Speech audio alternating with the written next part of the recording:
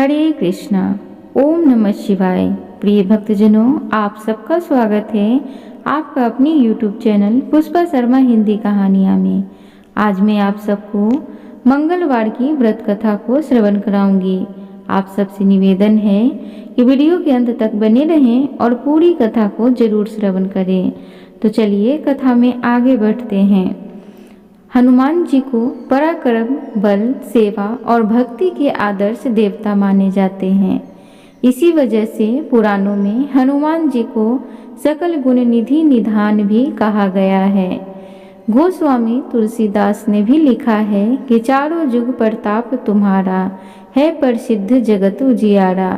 इस चौपाई का अर्थ है कि हनुमान जी इकलौते ऐसे देवता हैं जो हर युग में किसी न किसी रूप में गुणों के साथ जगत के लिए संकट मोचक बनकर मौजूद रहेंगे।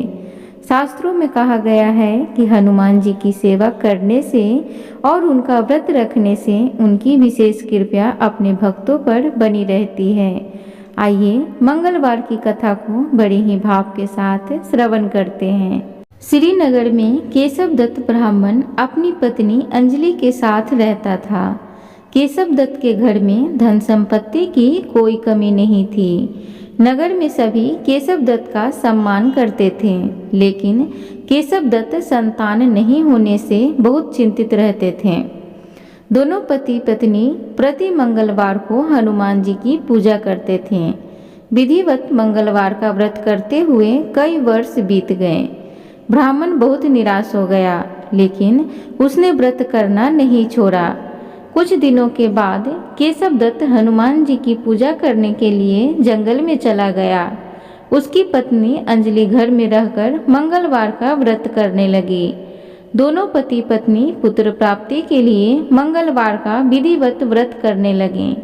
अंजलि ने अगले मंगलवार को व्रत किया, लेकिन किसी कारणवश उस दिन अंजलि हनुमान जी को भोग नहीं लगा सकी और उस दिन वह सूर्यास्त के बाद भूखी ही सो गई। अगले मंगलवार को हनुमान जी को भोग लगाए बिना उसने भोजन नहीं करने का प्रण कर लिया। 6 दिन तक अंजलि भूखी प्यासी रही। 7वें दिन मंगलवार को अंजलि ने हनुमान जी की पूजा की, लेकिन तभी भूख प्यास के कारण अंजलि बेहोश हो गई। हनुमान जी ने उसे स्वप्न में दर्शन देते हुए कहा, उठो पुत्री, मैं तुम्हारी पूजा पाठ से बहुत प्रसन्न हूँ। तुम्हें सुंदराव सुयोग पुत्र होने का वर देता हूँ। यह कहकर हनुमान जी अंतर ध्यान हो गए। तत्काल अंजलि ने उठकर हनुमान जी को भोग लगाया और स्वयं भी भोजन किया। हनुमान जी की अनुकंपा से अंजलि ने एक सुंदर शिशु को जन्म दिया। मंगलवार को जन्म लेने के कारण उस बच्चे का नाम मंगल प्रसाद रखा गया। कुछ दिनों बाद अंजलि का पति केशव दत्त भी घर लौट आया। उसने मंगल को देखा तो अंजलि से पूछा, यह सुंदर बच्चा किसका है? अंजलि ने खुश होते हुए हनुमान जी के दर्शन देने और पुत्र प्राप्त होने का वरदान देने की सारी कथा सुना दी, लेकिन केशव दत्त को उसकी बातों पर विश्वास नहीं हुआ। उसके मन में पता नहीं कैसे यह कलुषित विचार आ गया कि अंजलि ने उसके साथ विश्वासघात किया है। अपने पापों को छिपाने के लिए अंजलि झूठ बोल रही है। केशव दत्त ने उस बच्चे को मार डालने की योजना बनाई। एक दिन केशव दत्त स्नान के लिए कुएं पर गया। मंगल भी उसके साथ था। केशव दत्त ने मौका देखकर मंगल को कुएं में फेंक दिया और घर आकर बहाना बना दिया कि मंगल तो कुएं पर मेरे पास पहुंचा ही नहीं। केशव दत्त के इतने कहने के ठीक बाद मंगल दौड़ता हुआ घर लौट आया। केशव दत्त मंगल को देखकर बुरी तरह हैरान हो उठा। उसी रात हनुमान जी ने केशव दत्त को स्वप्न में दर्शन देते हुए कहा, तुम दोनों ने मंगलवार के व्रत करने से प्रसन्न होकर पुत्र जन्म का वर मैंने दिया था, फिर तुम अपनी पत्नी पर शक क्यों करते हो? उसी समय केशव दत्त ने अंजलि को जगाकर उससे क्षमा मांगते हुए स्वप्न में हनुमान जी के दर्शन देने की सारी कहानी सुनाई। केशव दत्त ने अपने बेटे को हृदय से लगाकर बहुत प्यार किया। उस दिन के बाद सभी आनंद पूर्वक रहने लगे। मंगलवार का विधिवत व्रत करने से केशव दत्त और उनके सभी कष्ट दूर हो गए। इस तरह जो स्त्री पुरुष विधिवत मंगलवार का व्रत करके व्रत कथा सुनते हैं, हनुमान जी उनके सभी कष्ट दूर करके घर में धन्य धान्य संपत्ति का भंडार भर देते हैं। शरीर के सभी कष्ट, विकार, रोग सब नष्ट हो जाते हैं। एक बार बोलिए पवन पुत्र हनुमान की जय, सियावर रामचंद्र की जय। प्रिय भक्तजनों, तो अब हम सब दूसरी कथा को बड़ी भाव के साथ श्रवण करते हैं। प्राचीन काल की घटना है। एक नगर में एक बुढ़िया रहती थी। उसके मंगलिया नाम का एक पुत्र था।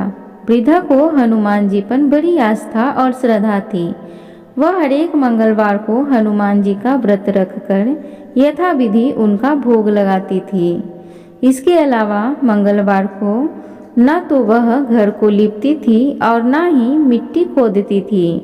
इसी प्रकार से व्रत रखते हुए जब उसे काफी दिन बीत गए तो हनुमान जी ने सोचा कि चलो आज इस बुढ़िया की श्रद्धा की परीक्षा हो जाए। वे साधु का वेश बनाकर उसके द्वार पर जा पहुँचे और पुकारा है कोई हनुमान भक्त जो हमारी इच्छा को पूरी करे। बुढ़िया ने यह पुकार सुनी तो बाहर आई और पूछा कि महाराज क्या आज्ञा है।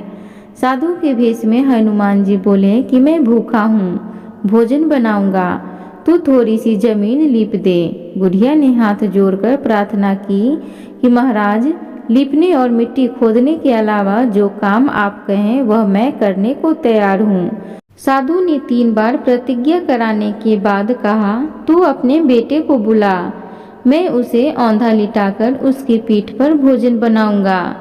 बुढ़िया ने सुना तो उसके पैरों के तले से जमीन खिसक गई, मगर वह वचन हार चुकी थी। उसने मंगलिया को पुकारकर साधु महाराज के हवाले कर दिया, मगर साधु ऐसे ही मानने वाले न थे। उन्होंने बुढ़िया के हाथों से ही मंगलिया को औंधा लिटवाकर उसकी पीठ पर आग जलवाई। आग जलाकर दुखी मन से बुढ़िया अपने घर के अंदर जा घुसी। साधु जब भोजन बना चुके तो उसने वृद्धा को बुलाकर कहा कि वह मंगलिया को पुकारे ताकि वह आकर भोग लगा ले। वृद्धा आंखों में आंसू भरकर कहने लगी कि अब आप उसका नाम लेकर मेरे हृदय को मत दुखाओ। लेकिन साधु महाराज न माने तो वृद्धा को भोजन के लिए मंगलिया को पुकारना पड़ा। पुकारने की देर थी कि मंगलिया बाहर से हंसता हुआ घर में दौड़ा आया। मंगलिया को जीता जागता देखकर वृद्धा को सुखद आश्चर्य हुआ। वह साधु महाराज के चरणों में गिर पड़ी। हनुमान जी ने उसे अपने असली रूप में दर्शन दिए। हनुमान जी उसे सभी प्रकार से सुखों का आशीर्वाद देकर अंतर्ध्यान हो गए। एक बार बोलो पवन पुत्र हनुमान की जय, सियावर रामचंद्र की जय। हे पवन पुत्र, जैसे आपने उस वृद्धा की सभी मनोकामना को पूर्ण किया, उसी प्रकार हम सभी को अपना आशीर्वाद देना।